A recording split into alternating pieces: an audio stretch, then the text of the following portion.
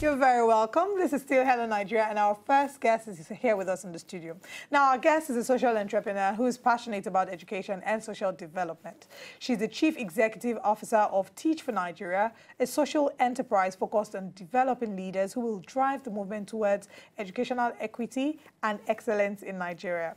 Prior to leading Teach for Nigeria, she was the pioneer secretary of the Association of Private Educators in Nigeria. Her name is Folawe Omikunle, and she is our special guest, still celebrating the International Women's Month and still celebrating Mother's Day. Ladies and gentlemen, we have Folawe Omikunle. Thank you so much for joining us. Thank you for having me here. Thank you for coming. All right, so here I have that you studied, you received your bachelor's degree from Babcock University in International Law and Diplomacy, and you also had your master's in Diplomatic Studies from the University of Westminster. So I'm wondering, what's the correlation between that and teaching?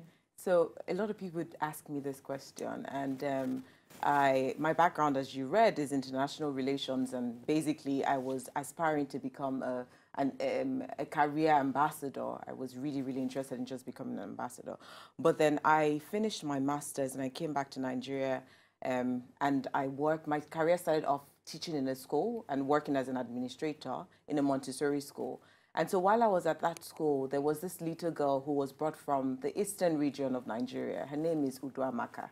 And so this girl was adopted by a mother who had, her kids had relocated from Nigeria. And so she just wanted someone with her. So she brought this girl to the school. The school is somewhere in Lekki, and it's a highbrow school, and had kids who came from privileged backgrounds.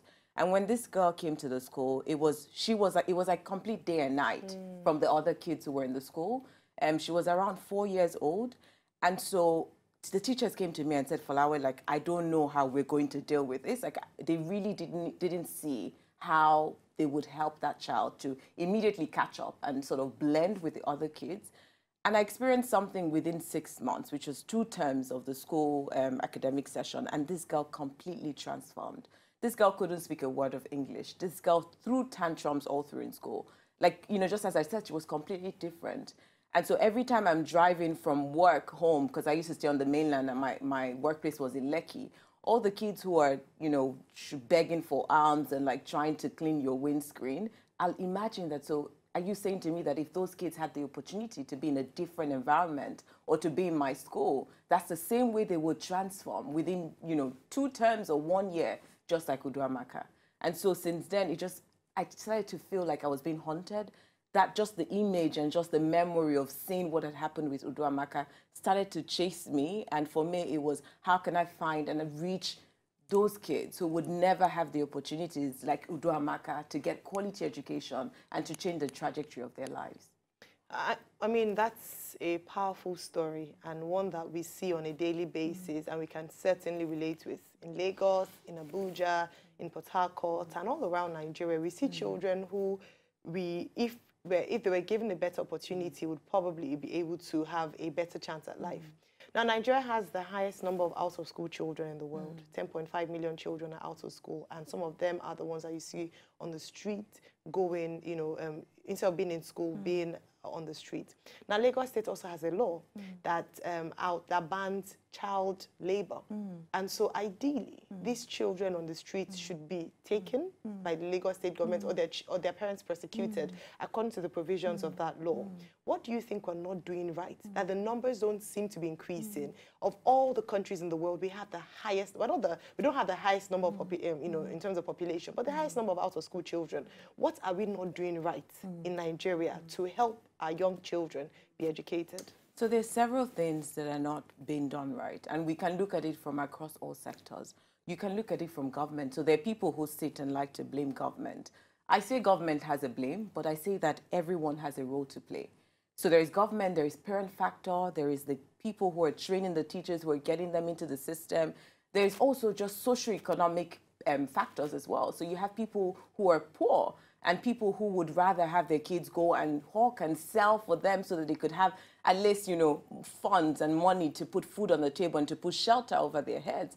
And so we have all of these situations, and that's why, you know, to solve the educational issue is beyond just pumping money in. It's beyond just fixing government. It's such a systemic problem.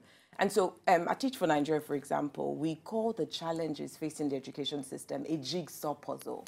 And so it's just like you see all the pieces. There's several pieces to ensuring that 10.5 million kids get in school, to ensuring that the kids who are in school are actually getting sound education, actually getting an education that enable them to be able to contribute to their own development and growth, but also to development of the society, to also ensure that the teachers who are in the system are well trained, well remunerated, are motivated, to ensure that there are systems in place that supports the welfare, the healthcare, nutrition of the children who are going to school. So there's several factors. We also see that in Nigeria, you see that the method of education, the way our curriculum is, the way our teachers are teaching is the rote learning. So you have kids who graduate and not able to think critically. You have kids who are not able to problem solve. And so you have a graduate, for example, who comes for a job interview and they've gone and studied accountancy, but they come to your workplace and they can't even, like, basic stuff to do, they're not able to do because it's just been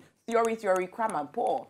And so you have all of those issues that not one person can solve. So what we need is like a mass of people who understand the reality of what it would take to actually fix the education system, have them in different sectors with that understanding, whether it's in funding, whether it's in the finance or banking, whether it's in government, whether it's in the healthcare, wherever it is, where they all understand what they need to do and the role they need to play, and also even with private sector.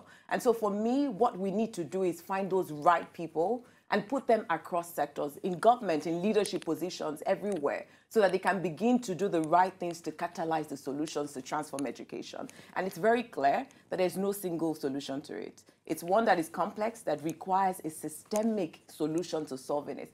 I mean, the issues are so deeply rooted and they're fundamental issues, and there's nowhere in the world where systems have changed just by, some magic bullet. It's a process. It's a process. And now your organization, Teach for Nigeria, has found out this lacuna in the educational sector, and you're trying to change the narrative. Tell us what you do about it. So at Teach for Nigeria, basically Teach for Nigeria was birthed in 2013 when that report on the out-of-school children actually came out. And so we had the National Economic Summit Group, and this summit group looked at education as the key issue. That was the theme. And so it was thinking, how do we immediately and urgently look at a solution to transform this situation? So they a group of people came together and they thought, how can we attract our best minds, the young, bright individuals who probably would never have considered education or teaching as a profession? How do we attract these individuals, train them and support them to teach in some of the high-need schools?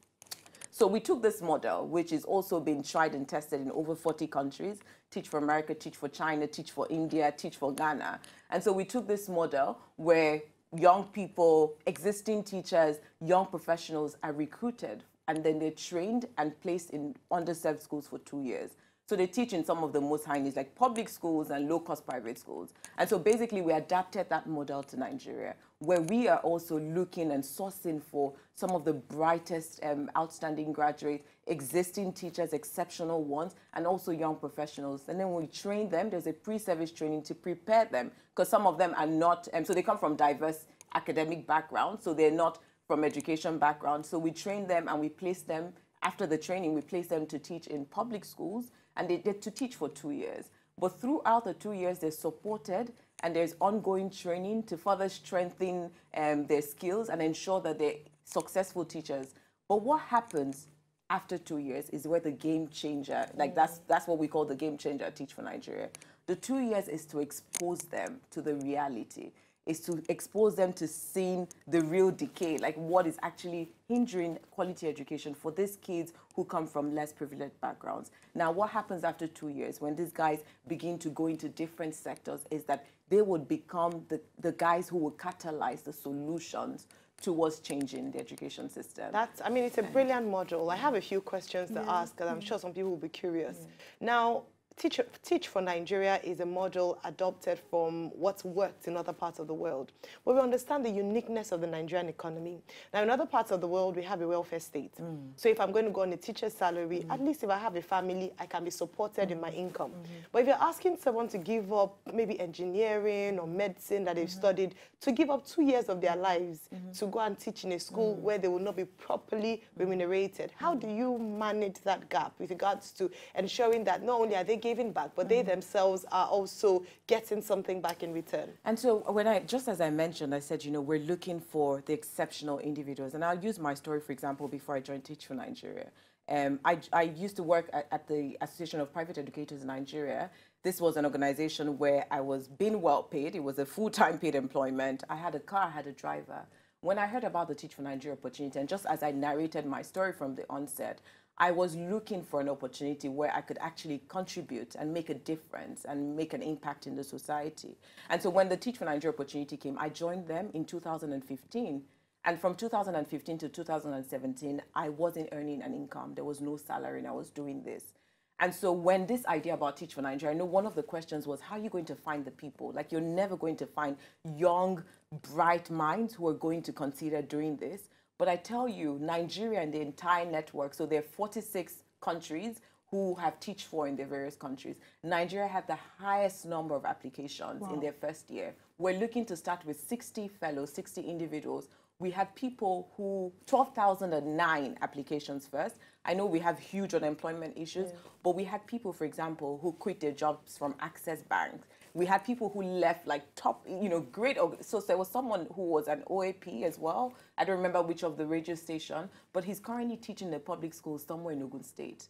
And so I feel like what it is we actually have young people who understand that they can play a role towards solving the issues that are facing, different sectors in this country. But the thing is, they just haven't found the platform. So I think what Teach for Nigeria did was to create that platform where people could actually contribute, to solving the issues. Thank you so much for sharing that story. It shows that we're a society that's not just focused on getting, but we actually have people that are really focused on giving. I'm going to ask you how people can be a part of this platform, but there was something that happened a while ago, very quickly. In Kaduna State, the governor had fired about 22,000 teachers who had failed the competency test, and a lot of people came out to say he was wrong in doing that. He should have given them time. What was your take on the story when you heard it? So I remember that when I heard this story, I wrote like a little piece, but I never got to share it. But so my own take was, there's several of those people that are also victims of the poor educational system that has been, in existence for over years. It's also a reflection of what, it's a system. So for example, who was responsible for the hiring of those teachers into the system in the first place? There's some of these teachers, and I can tell you there's some of them that actually needed to be fired and need to be fired and out of the system.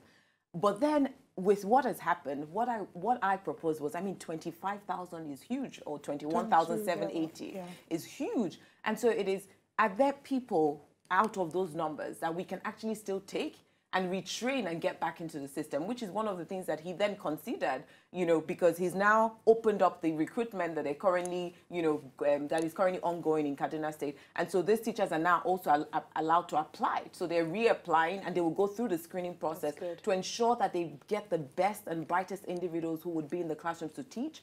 Because you can't, McKinsey had this report in 2007, which showed that there is no nation, no education system that can rise above the quality of its teachers.